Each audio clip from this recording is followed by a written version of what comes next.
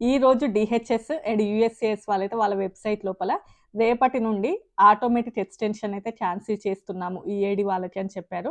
దీని వలన H4 ఈఏడీస్కి ఎలాంటి ఎఫెక్ట్ ఉంటుంది and L2S at the same time స్టూడెంట్స్కి అండ్ గ్రీన్ కార్డ్ ఈఏడీస్ ఉంటాయి కదా, సో వాళ్ళకి ఎలాంటి ఎఫెక్ట్ అయితే ఉంటుంది అనేసి ఈ వీడియోలో మీతో అయితే షేర్ చేద్దాం అనుకుంటున్నాం. సో ఇంకెవరైనా మొదటిసారి మన ఛానల్ని చూస్తున్నట్లయితే లైక్ చేయండి, షేర్ చేయండి, అలాగే సబ్స్క్రైబ్ కూడా చేసుకోండి. సో ఇంకా ఈ ఆటోమేటిక్ ఎక్స్టెన్షన్ క్యాన్సిల్ అవడం వల్ల ఎవరికి ఎలాంటి ఎఫెక్ట్ ఉంటుందని చూద్దాము. ఫస్ట్ వన్ వచ్చేసి H4 ఈఏడీలు. ఎవరైతే H1B మీద వర్క్ చేస్తుంటారో వాళ్ళ డిపెండెన్సీస్ వచ్చేసి H4 అవుతారు. వాళ్ళు ఇక్కడ వర్క్ చేసుకోవాలంటే వాళ్ళకి ఆథరైజేషన్ ఉండాలి, దానినే ఈఏడీ అంటారు. సో H4 ఈఏడీస్ దాని నుంచి ఆల్రెడీ మీ అందరికీ తెలుసు, చాలాసార్లు వీడియోస్లలో చెప్పాను కాబట్టి. సో ఇంకా ఇప్పటి వరకు ఎలా ఉండేదంటే ఎవరైనా ఈఏడి రెన్యువల్కి ఇదంతా అప్లై చేశారు అని అనుకోండి, అది రెన్యువల్ అవ్వడానికి చాలా టైం పడుతుంది కాబట్టి ఆటోమేటిక్గా రెన్యువల్ అయిపోయేది. అది ఒక 540 డేస్ అలా ఉండేది. అంటే ఫర్ ఎగ్జాంపుల్ చెప్పాలి అంటే మనది ఇంకొక 10 డేస్ అయితే ఎక్స్పైరీ అవుతుంది అని అనుకోండి. ఈరోజు మనం అప్లై చేసామనుకోండి, అది ఆటోమేటిక్గా 10 డేస్ తర్వాత కూడా ఇంకా రెన్యువల్ అయ్యేది. ఆల్మోస్ట్ ఒక 540 డేస్ వరకు అలా వర్క్ చేసుకుంటూ ఉండేవాళ్ళు. సో అలా ఆల్మోస్ట్ ఒక 1.5 ఇయర్ అలా వర్క్ చేస్తూ ఉండేవాళ్ళు ఒకప్పుడు. సో పెద్ద ప్రాబ్లం అనేది ఏమి కూడా ఉండేది కాదు. సో వాళ్ళకి నచ్చినప్పుడు రెన్యువల్ చేసుకుంటూ ఉండేవాళ్ళు. బట్ ఇప్పుడేంటి అంటే ఆ ప్రాసెస్‌ని అయితే తీసేశారు. సో ఇది చాలా వరకు కూడా H4 ఈఏడీలకైతే ఎఫెక్ట్‌ని అయితే ఇస్తది. ఇది ఎప్పటి నుంచి అప్లై అవుతదంటే రేపటి నుంచి అయితే అప్లై అవుతది. బట్ ఎవరైతే ఆల్రెడీ అప్లై చేసుకుంటారో ఈ రెన్యువల్‌కి వాళ్ళకి మాత్రం ఎలాంటి ఎఫెక్ట్‌ని అయితే ఇవ్వదు. బట్ ఎవరైతే రేపటి నుంచి ఈ రెన్యువల్స్ కోసం అప్లై చేసుకుంటారో వాళ్ళకి ఈ ఆటోమేటిక్ రెన్యువల్ అయితే అవ్వదు. ఎప్పుడైతే వాళ్ళ యొక్క ఈఏడీ అంటే ఎక్స్‌పైరీ అయిపోయిందనుకోండి, అప్పుడే వాళ్ళైతే వాళ్ళ యొక్క వర్క్‌ని అయితే స్టాప్ చేయాల్సింది ఉంటది. అండ్ ఎవరైతే ఈ రెన్యువల్‌కి అప్లై చేసుకున్నారో ఇంతకు ముందే, సో వాళ్ళకైతే ఆటోమేటిక్‌గా ఈ ప్రాసెస్ అనేది అయిపోతది. వాళ్ళైతే వర్క్ చేసుకోవచ్చు. బట్ రేపటి నుంచి ఎవరైతే అప్లై చేస్తూ ఉంటారో వాళ్ళకైతే ఇక ఈ ఆటోమేటిక్ రెన్యువల్ అయితే అవ్వదు. ఆల్రెడీ మనకు తెలుసు కదా, I-797 బేస్ చేసుకొని ఎలా అయితే వర్క్ చేస్తూ ఉంటారో ఆల్రెడీ అలానే వర్క్ చేసుకుంటూ ఉండొచ్చు. సో ఇంకా దీనివలన ఆల్రెడీ అప్లై చేసుకున్న వాళ్ళకైతే పెద్ద ప్రాబ్లమ్ లేకపోయినా కూడా రేపటి నుంచి అంటే ఫర్ ఎగ్జాంపుల్ ఇంకొక 2 మంత్స్‌లో ఎక్స్‌పైరీ అవుతుంది అని అనుకోండి. ఆల్రెడీ 540 డేస్ ఉంది కదా, ఓటీఎల్ఐ ఇంకెప్పుడైనా అప్లై చేసుకుందామా అనేది డిలే చేసిన వాళ్ళకైతే ఇది చాలా పెద్ద ఎఫెక్ట్‌ని ఇస్తది. బట్ ఎవరైతే తొందరపడి ముందే అప్లై చేసుకున్నారో వాళ్ళకి మాత్రం ప్రెజెంట్ అయితే ఓకే. బట్ ఇంకా ఫ్యూచర్‌లో మాత్రం ఇది చాలా వరకు ఎఫెక్ట్‌ని ఇస్తది. అండ్ నెక్స్ట్ వన్ వచ్చేసి L2S వాళ్ళు. L2 వాళ్ళు ఏంటంటే L1 డిపెండెన్సీ మీద వచ్చిన వాళ్ళు L2 వాళ్ళు అవుతారు. వాళ్ళు యూఎస్ఏలోకి వచ్చినటువంటి నెక్స్ట్ డే నుంచే అమెరికాలో వర్క్ చేసుకునేటటువంటి ఆథరైజేషన్ వాళ్ళకు ఉంటది. సో ఇప్పుడు ఈ ఈఏడీ వాళ్ళకి కూడా ఎఫెక్ట్‌ని ఇస్తదా అంటే యాక్చువల్‌గా L2 వాళ్ళు I-94ని బేస్ చేసుకొని అమెరికాలో వర్క్ చేస్తూ ఉంటారు 90%. కొన్ని కంపెనీస్ ఏంటంటే ఈఏడీ ఎక్స్‌పెక్ట్ చేస్తాయి. సో కొన్ని కంపెనీస్ ఏంటంటే వాళ్ళు ఇట్లా వర్క్‌కి అప్లై చేసుకుంటున్నప్పుడు ఆ టైం లోపల ఈఏడీ కార్డ్ కావాలని అడుగుతారు.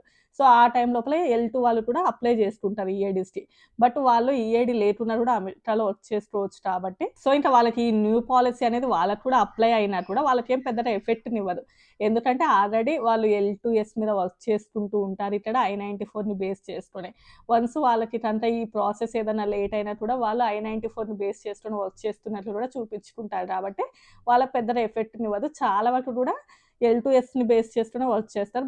వాళ్ళకి కూడా ఈ పాలిసీ అప్లై అయినా కూడా వాళ్ళ పెద్దగా ఇబ్బందనేది ఏమి కూడా ఉండదు. సో ఆటోమేటిక్‌గా వాళ్ళ ప్రాసెస్ అనేది కొనసాగుతూనే ఉంటది. బట్ ఇప్పుడు న్యూగా వచ్చింది వాళ్ళకి కూడా అప్లై అవుతది. కొన్ని పెద్ద పెద్ద కంపెనీస్ అయితే ఈ ఈఏడీస్ అడుగుతూ ఉంటాయి వాళ్ళని కూడా L2 వాళ్ళని. అండ్ నెక్స్ట్ వన్ వచ్చేసి స్టూడెంట్స్. సో స్టూడెంట్స్‌కైతే దీనికి పెద్దగా ఏమి కూడా సంబంధం లేదు.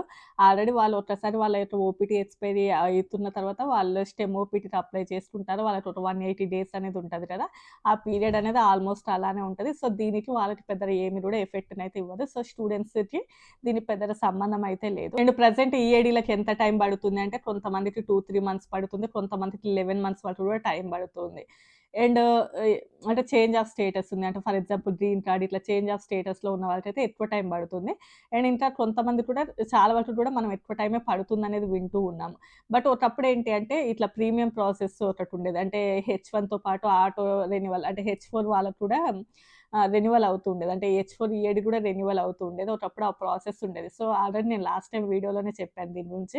ఇప్పుడు ఆ ప్రాసెస్ అయితే లేదు. దాన్ని తీసేసారు కాబట్టి ఆల్మోస్ట్ వాళ్ళకి కూడా ఇంకెక్కువ టైమే పడుతూ ఉంది. ఒకప్పుడు ప్రీమియం ప్రాసెస్ ఉన్నప్పుడు H1B ఎక్స్‌టెన్షన్‌కెళ్ళినప్పుడు H4 అయ్యేది అండ్ H4 ఈఏడీ అదంతా అయిపోయేది. ఏదైనా ప్రీమియం ప్రాసెస్‌కెళ్ళినప్పుడు వితిన్ 15 డేస్‌లోనే మొత్తం కూడా వచ్చేసేది. బట్ ఇప్పుడు మాత్రం అలా లేదు. అండ్ నెక్స్ట్ వన్ వచ్చేసి కొంతమంది ఇప్పుడు గ్రీన్ కార్డ్ ఈఏడీల మీద వర్క్ చేస్తూ ఉంటారు. అంటే మనం I-140 అప్లై చేసిన తర్వాత గ్రీన్ కార్డ్ ఈఏడీలు కూడా దీనివల్ల చాలా వరకు ఎఫెక్ట్ అవుతారు. నార్మల్‌గా H4 వాళ్ళదంటే జాబ్ పోయింది అనుకోండి. అంటే ఐ మీన్ దీనికి ఎక్కువ ప్రాసెస్ పట్టిందనుకోండి.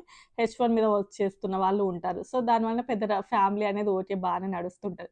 బట్ ఇప్పుడు ఈ గ్రీన్ కార్డ్ ఈఏడీస్ ఏంటి అంటే ఆల్మోస్ట్ వైఫ్ అండ్ హస్బెండ్ ఇద్దరు కూడా దాని మీదనే వర్క్ చేస్తూ ఉంటారు కాబట్టి వన్స్ వీళ్ళదంతా డిలే అయింది అని అనుకోండి. సో, అది చాలా వరకు కూడా ఇబ్బంది పడతారన్నట్లు. సో, ఇదెలా ఉంటదంటే ఇంకా ఫ్యూచర్‌లో I-140 అప్లై చేసిన తర్వాత నుంచి ఇక వీళ్ళకి H-1B ఎక్స్‌టెన్షన్స్ ఇది ఉండదన్నట్లు. ఆటోమేటిక్‌గా ఈ గ్రీన్ కార్డ్ ప్రాసెస్‌లోనే ఉంటారు కాబట్టి ఇప్పుడు బానే ఉన్నా కూడా ఫ్యూచర్‌లో అది ఆల్మోస్ట్ మనం 180 డేస్ వరకే ఉంటది కదా! అంటే 180 డేస్‌లోనే మనం అప్లై చేసుకోవాలి. సరే ఎలాగో మనం ఎక్స్‌టెన్షన్ చేసుకుందాము, దానికి చాలా టైం పడుతుంది కదా! అని సంవత్సరం ముందే అప్లై చేసుకోలేము కాబట్టి, వాళ్ళు ఓన్లీ కూడా 6 మంత్స్‌లోనే చేసుకోవాలి. అంతలోపేనంటే రిజల్ట్ వస్తే ఓకే. లేదు అంటే చాలా ఇబ్బంది పడాల్సిందుంటది. సో, చాలా ఒకదానికి ఒకటి ఇంటర్‌లింక్ అయ్యి ఉంటాయి కాబట్టి, ఆల్మోస్ట్ ఒకవేళ దీని వలన ఎఫెక్ట్ ఎవరికి ఉంటదంటే అందరికి కూడా ఎఫెక్టే ఉంటది. మోస్ట్‌లీ కూడా H-4 ఈఏడీస్‌కి మాత్రం ఈ ఆటో రెన్యువల్ లేకపోతే మాత్రం చాలా వరకు ఇబ్బంది. ఒకవేళ ప్రాసెస్ గనుక ఫాస్ట్‌గా అవుతుందనుకోండి పెద్ద ప్రాబ్లమ్ లేకపోయినా కూడా వన్స్ ప్రాసెస్ గనుక డిలే అవుతే మాత్రం చాలా రోజులు కూడా వెయిట్ చేస్తూ ఉండాలి. నాకు తెలిసిన వాళ్ళు ఒకప్పుడు ప్రాసెస్ అవ్వడానికి చాలా టైం బట్టి 1 ఇయర్ వరకు అసలు ఎలాంటి జాబ్ అంటే జాబ్‌లో చేయకూడదు కాబట్టి 1 ఇయర్ టైం పట్టింది. వాటికి ఈఏడీ రావడానికే కొన్ని సంవత్సరాలు టైం పట్టింది. ఆల్మోస్ట్ 5 ఇయర్స్ ఏదో టైం పట్టింది. ఆ తర్వాత సరే అంతో ఇంతో వచ్చింది కదా అని అనుకుంటే నెక్స్ట్ రెన్యువల్‌కి ఒక 1 ఇయర్ వేస్ట్ అయింది. ఇంకా ఇప్పుడు ఈ ప్రాసెస్ కూడా తీసేసారు అంటే ఇంకా ఇబ్బంది పడతారు. ఆల్మోస్ట్ ఇప్పుడు బయట ప్రాసెస్ అంతా కూడా చాలా స్లో డౌన్ ఉంది. H-1B ఎక్స్‌టెన్షన్స్ కావచ్చు, ఈవెన్ L-1 ఎక్స్‌టెన్షన్స్ కానీ చాలా స్లో ప్రాసెస్ ఉంది. బట్ ఇంకా ఫ్యూచర్‌లో ఇంకా ఎలా ఉంటదనేది చూద్దాం. దీని మీద ఏమన్నా లా సూట్ ఫైల్ అయ్యేటటువంటి ఛాన్సెస్ ఉన్నాయా అంటే యాస్ ఆఫ్ నౌ ఇంకా దాని మీద ఎలాంటి అప్డేట్ అయితే లేదు. ఇంకా ఇప్పుడే కదా రేపటి నుంచి అప్లై అవుతదని చెప్పారు. మేబీ ఫ్యూచర్‌లో తెలుస్తది ఎలాంటి అప్డేట్స్ ఉంటాయనేసి.